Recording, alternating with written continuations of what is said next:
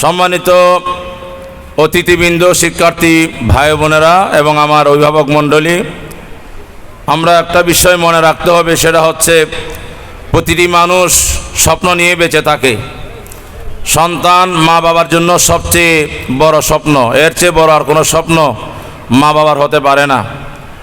সে কারণে আমি আপনাদের স্বপ্নটাকে আরেকটু বেগবান করবার জন্য আল্লাহর রসুলের এক টুকরা হাদিস শরীফ, হযরত আব্দুল্লাহ ইবনে বুরাইদা রাদিয়াল্লাহু তাআলা থেকে যে হাদিস শরীফটা রওয়ায়াত হয়েছে, আমার দয়াল নবীর নূরানি জবান, যেই জবান মোবারক দিয়ে কোনোদিন একটা শব্দ মিথ্যা বের হয়নি, যেই জবান মোবারকের প্রতিটি কথা আল্লাহরই কথা, সেই মহান নবী আপনাদের জন্য স্বপ্নটাকে কত বড় করে প্রকাশ করেছেন। আমি আপনাদের নবীর কথা, আমাদের নবীর কথা আপনাদের সামনে আজকে তুলে ধরতে চাই।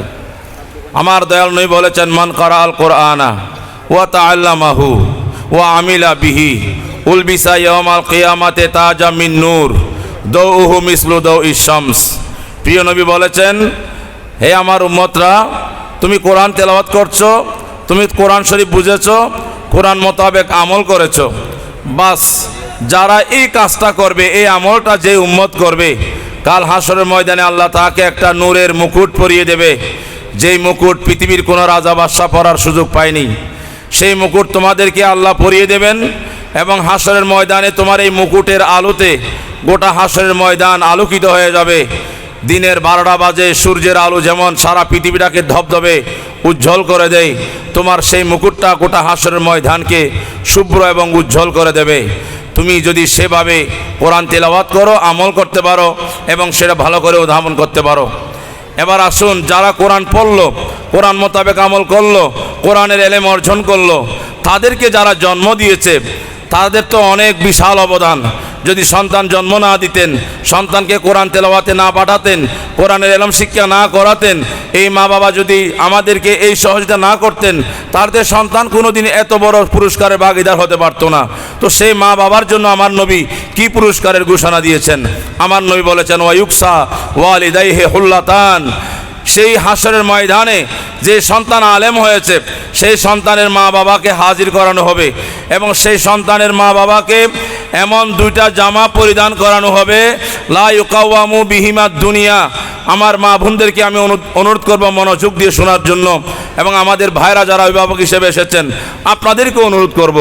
আমরা মাঝে মধ্যে আমাদের আলেমরাও অনেক সময় বলে ফেলে, আপনার ছেলে একদিন মাদ্রাসায় পড়লে ডাক্তার হতে পারবে, ইঞ্জিনিয়ার হতে পারবে, আপনার ছেলে একদিন বড় সচিব হতে পারবে। কিন্তু আমি মাওলানা মহিউদ্দিন তাহেরি কমপক্ষে এই কথাগুলো একটু পরে বলি।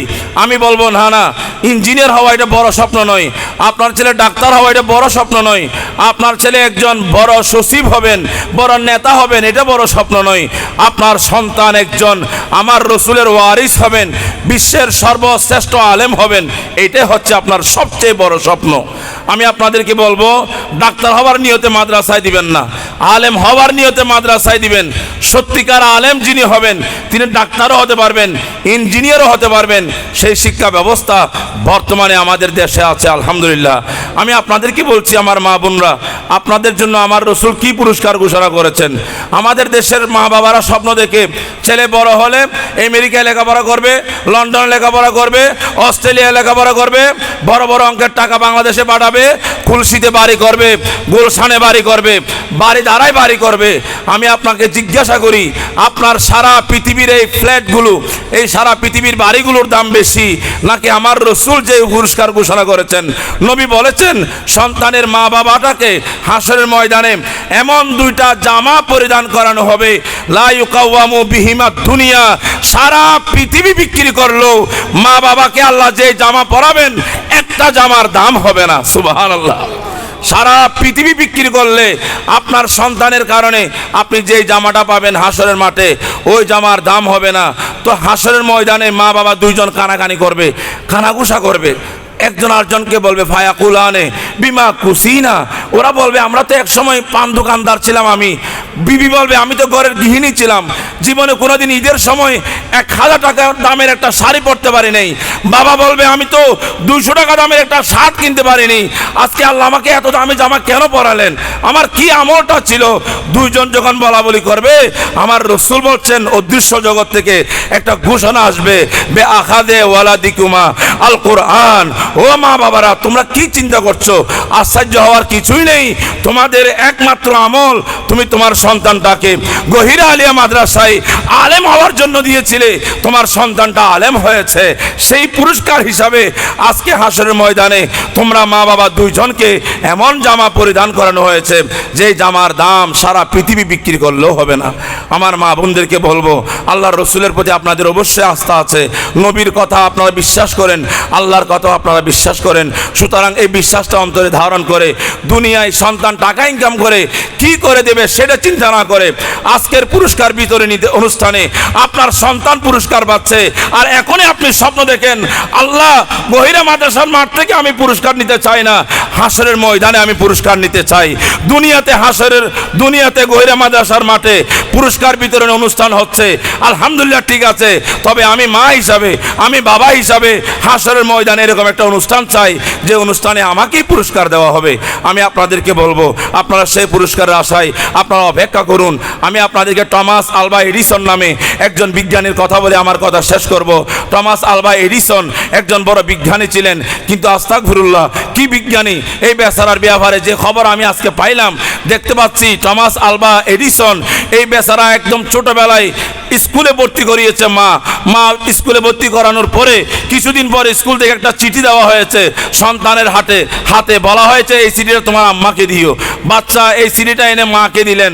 মা যখন চিঠিটা খুললেন, চিঠিটা খুলে পড়তেছেন, একদিকে চিঠি পড়ে আর দুই চোখ দিয়ে অশ্রু ঝরে টপ টপ করে।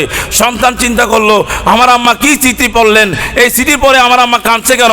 আবার মা চিন্তা করলেন, আমি কেন কাঁদতেছি, এটা আমার বাচ্চা বুঝতে পারলে আমার বাচ্চার মন খারাপ হবে। মা চিঠিটার ভাষাটাকে একটু চেঞ্জ করে পড়তেছেন। বলা হচ্ছে, আপনার সন্তান খুবই প্রতিভাবান, আপনার সন্তানকে পড়াবার জন্য আমাদের মাদ্রাসায়, আমাদের স্কুলে তেমন জায়গা নেই, তেমন কোনো যোগ্য শিক্ষক নেই। আপনি আপনার সন্তানকে লেখাপড়া করিয়ে শিক্ষা দিয়ে আপনি আপনার সন্তানকে মানুষ করুন। এটা মা বড় করে পড়তেছে, তবে এই কথাগুলো চিঠির মধ্যে ছিল না। মা পড়তেছে আর সন্তান শুনতেছে। এবার মা কি করলো, বাচ্চাটাকে নিজেই লেখাপড়া করাচ্ছে। লেখাপড়া করাইতে করাইতে এক পর্যায়ে গিয়ে এই সন্তানটা অনেক বড় বিজ্ঞানী হয়ে গেল। টমাস আলভা এডিসন, মা মৃত্যুবরণ করেছে। টমাস আলভা এডিসন অনেক বড় বিজ্ঞানী হওয়ার পর নিজের ঘরে একদিন পুরাতন ঘরটাকে পরিষ্কার করতে গিয়ে ওই কাগজটা পেয়েছে, যে কাগজটা তার স্কুল থেকে শিক্ষকরা দিয়েছিল। সেই কাগজটা যখন টমাস আলভা এডিসন পড়তে শুরু করলো, দেখা যাচ্ছে এই কাগজে লেখা আছে, আপনার ছেলে মানসিক রোগী, আমরা তাকে লেখাপড়াতে করতে পারছি না, আপনার কাছে আমাদের অনুরোধ, আপনার সন্তানকে আপনি আপনার ঘরে লেখাপড়া করান। এই চিঠিটা পড়ার পরে টমাস আলভা এডিসনের দুই চোখ দিয়ে পানি ঝরতে শুরু করলো। আর চিন্তা করলো, এই চিঠি তো সেই চিঠি, যে চিঠিতে আমার শিক্ষকরা আমার মায়ের কাছে এমন একটা দুঃসংবাদ পাঠিয়েছিল, যেই চিঠি পরে আমার মা কেঁদেছিল। এই চিঠিটা পড়ার পরে টমাস আলভা এডিসন তার নিজ থেকে আবার আরেকটা লেখা বিশ্বের মানুষের কাছে পাঠিয়ে দিয়েছে। সেই কথাটা হচ্ছে, টমাস আলভা এডিসন এক সময় মানসিক রোগী ছিল, কিন্তু টমাস আলভা এডিসনের মা টমাস আলভা এডিসনকে বিশ্বের শ্রেষ্ঠ বিজ্ঞানী বানিয়ে দিয়েছে। সুবহানাল্লাহ, সারা পৃথিবীর মানুষকে শিক্ষা দিয়েছে। ও মারা, তোমরা চাইলে পারো। প্রতিষ্ঠান যেখানে ফেলিউর হবে, প্রতিষ্ঠান যেখানে ব্যর্থ হবে, মা সেখানে আবার সফলতার স্বপ্ন দেখতে পারবে। আপনারা যারা মারা এসেছেন, আমরা যদি ব্যর্থ হই, আপনারা কোনোদিন ব্যর্থ হবেন না। আপনারা সব সময় স্বপ্ন দেখবেন আপনার সন্তানকে আপনি মানুষ করবেন। আল জান্নাতু তাহতা আকদামিল উম্মাহাত, আমার নবী বলেছেন মায়ের কদমের নিচে সন্তানের বেহেশত। আপনারা সেটার অর্থ নিয়েছেন মায়ের খেদমত করলে সন্তান জান্নাতে যাবে। আমি সেই অর্থটাকে একটু চেঞ্জ করে বলছি, না, মায়ের খেদমত করে সন্তান জান্নাতে যাবে, ওই কথাটা পরে চিন্তা করবেন। এই হাদিসের আরেকটা অর্থ আছে, সেই অর্থ হচ্ছে মায়ের পায়ের নিচে সন্তানের বেহেশত। এটার অর্থ হলো মাই পারে সন্তানকে জান্নাতি বানাইতে। একজন মা তার সন্তানকে জান্নাতি বানাইতে পারে। আপনারা আপনাদের সন্তানদেরকে আমাদের গহিরা মহিলা আলিয়া মাদ্রাসায় দিয়েছেন। আমরা মনে করি আমার ঘরে আমার বিবির স্বর্ণটা যেমন আমার কাছে খুবই দামি মূল্যবান, এইটাকে আমি যত্ন করে রাখি। আমার ঘরের দামি জিনিসটা আমার আলমিরাতে আমি নিরাপদ জায়গায় রাখি। আপনার সন্তান আমার বাড়ির চেয়েও, আমার ঘরের চেয়েও, আমার স্বর্ণের চেয়েও, আমার ডায়মন্ডের চেয়েও, আমার দিন জীবনের সমস্ত দামি যত সম্পদ আছে সবগুলোর চেয়েও আপনার সন্তান আমার কাছে সবচেয়ে বেশি রক্ষিত একটা সম্পদ।